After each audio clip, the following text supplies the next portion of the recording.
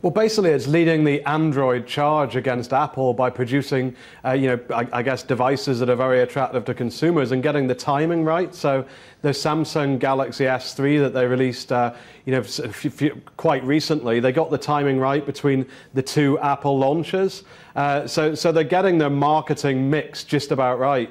They've also got a variety of different price points for multiple devices that offer this Android operating system, whereas Apple tends to be fixed with a much smaller number of devices that can be purchased.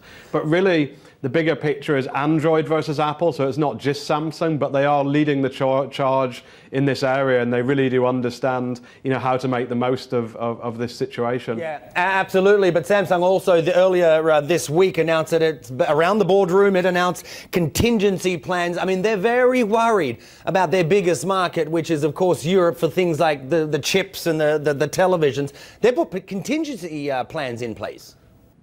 Yeah, I mean, I think that's an issue for most companies. I reckon the economic outlook doesn't look great for a lot of companies that depend on consumer demand.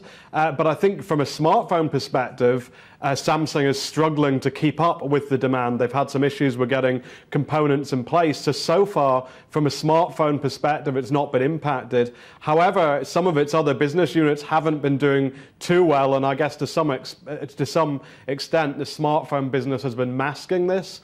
So most of their profits are coming from the smartphone business. But yes, there are clouds on the horizon for some of the other parts of Samsung's business, for sure.